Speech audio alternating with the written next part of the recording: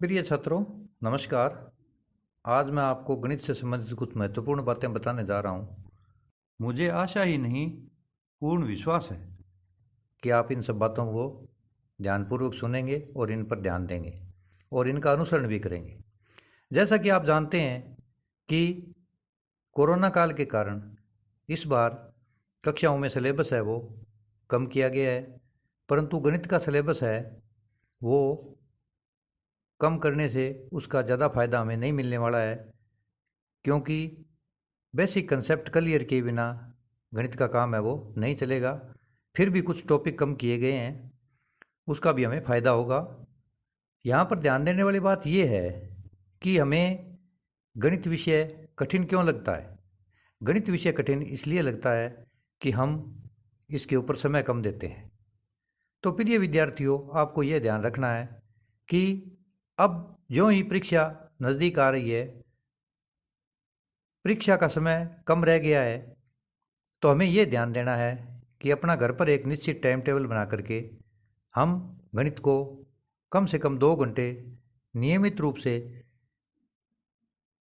सवालों को तैयार करने में दें। केवल सवालों को कॉपी में लिख लिया और कॉपी जांच हो गई, हस्ताक्षर करने मात्र से भी गणित का काम है नहीं चलने वाला है। अब हमें गणित के सवालों को पुनः रिवाइज करना है। हमें इतना रिवीजन करना है कि हम बिना देखे सवालों को हल कर सकें, क्योंकि परीक्षा के अंदर है वो कोई हमें बताने वाला नहीं है। वहाँ हमें सवालों के उत्तर है वो खुद ही सोच करके देने हैं। यहाँ पर हमें करना क्या है कि केवल आप इतना करें कि एक अपना निश्चित टाइम 2 घंटे गणित के लिए टाइम टेबल में बना दें और उस समय अपने केवल सवालों को याद करने का, लिख करके सवालों को हल करने का।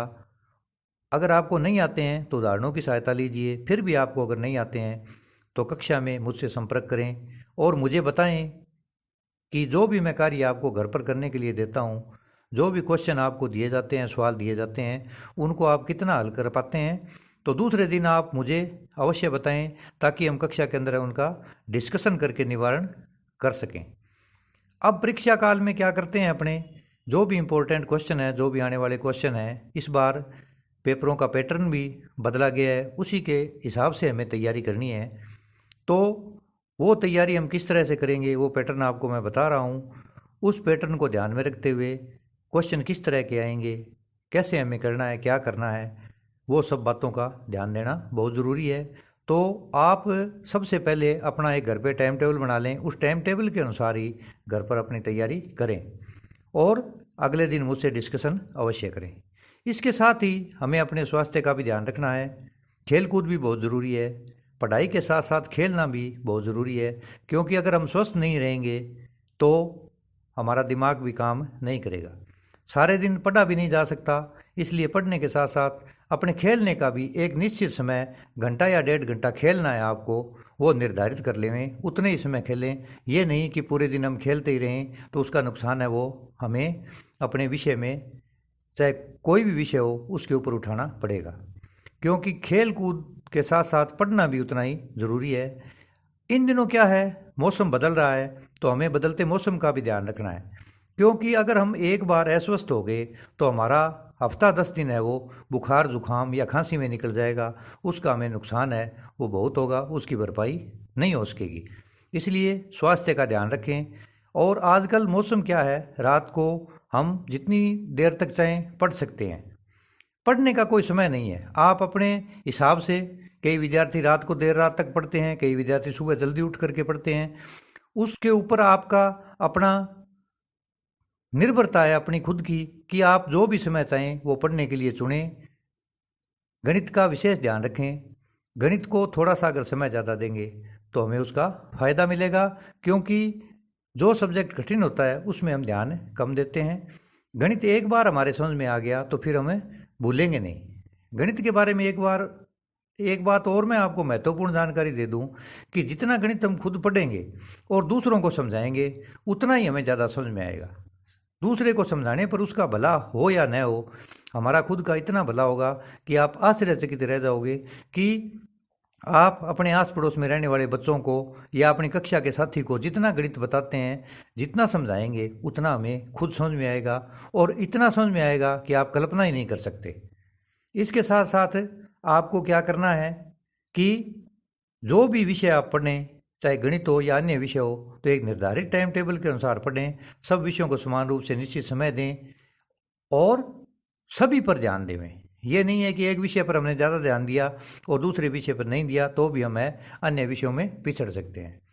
इसके साथ साथ मैं आपको एक बात और बता देता हूँ कि मैं लगभग पिछले 2.5-3 महीने से गणित की वीडियो बना रहा हूँ और लगातार मैं बनाता रहूँगा।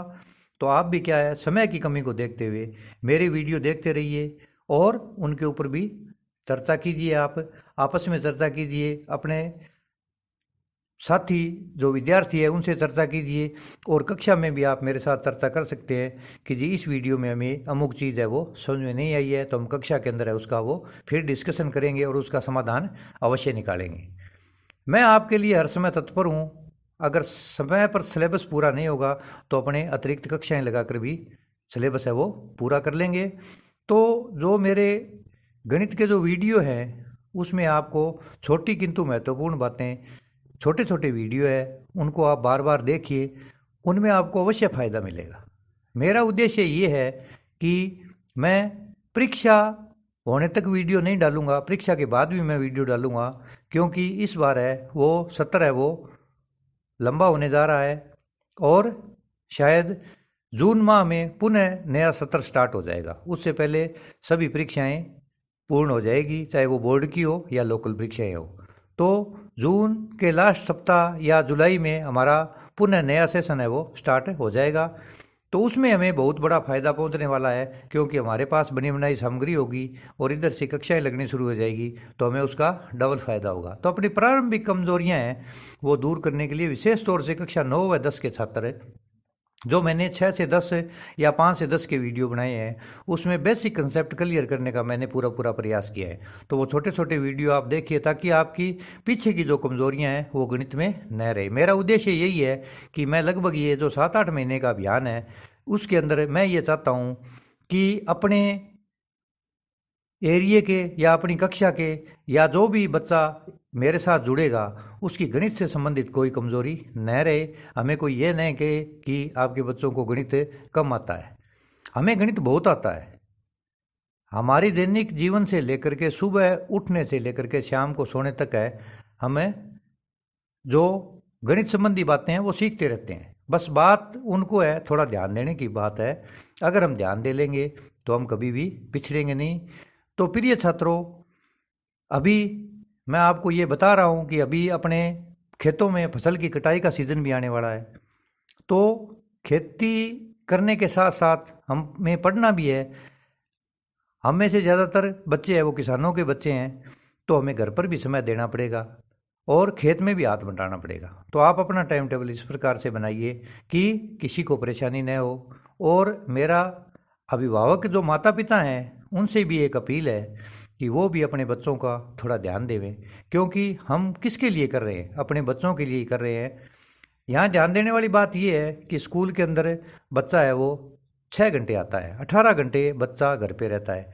तो जितनी स्कूल के अंदर हमारी जिम्मेवारी है पढ़ाने की, उतनी ही थोड़ी सी घर वाले भी जिम्मेदारी संभाल लें कि मेरा बच्चा क्या कर रहा है, कितने टाइम खेल रहा है और कितने टाइम पढ़ रहा है।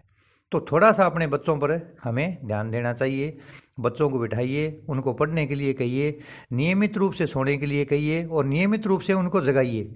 अगर आप ये 10-15 दिन तक रूटीन में कर देंगे तो फिर बच्चा है आपका अपने आप बैठ करके पढ़ने लग जाएगा और उसकी है वो पढ़ने की रुचि है वो जागृत हो जाएगी। फिर वो पिछड़ेगा नहीं, न वो उठते समय न वो सोते समय। अपना पढ़ने का समय निर्धारित कीजिए और घर वालों की भी मदद कीजिए और घर वालों से मदद लीजिए। इन दोनों बातों के बिना, या ये कड़ी से कड़ियाँ जुड़ी हुई है, अभिभावक, बच्चे और टीचर, स्कूल और घर आपस में जुड़ा हुआ है। दोनों एक दूसरे के सहयोग के बिना नहीं चल सकते। केवल मात्र स्कूल में भेजने पर ही अगर बच्चा घर पे कार्य नहीं करता है तो हम सक्सेस नहीं होंगे। हमारी कामयाबी तभी है कि हम बच्चे का सर्वांगीण विकास करें। यह नहीं है कि बच्चा केवल पढ़े ही पढ़े, बच्चे को खेलने भी दें, उसका स्वास्थ्य का भी ध्यान रखें, उसको अच्छा भोजन भी मिले, अच्छा स्वास्थ्य मिले, अच्छा पर्यावरण मिले, अच्छी प्रकृति मिले, सभी बातों का हम चारों तरफ से ध्यान रखेंगे तो वो दिन दूर नहीं है कि हम अपने बच्चों को एक अच्छे नागरिक, अच्छे अफसर और इनके ऊपर ध्यान देंगे, क्योंकि आने वाला समय इन्हीं के कंधों पे है। ये भावी नागरिक बनेंगे, देश इन्हीं के कंधों पर होगा। इन्हीं सब बातों के साथ ज़्यादा मैं कुछ नहीं कहते हुए, आशा ही नहीं, मुझे पूर्ण विश्वास है कि मेरी बातों पर है वो मेरे बच्चे अवश्य अमल करेंगे। धन्यवाद।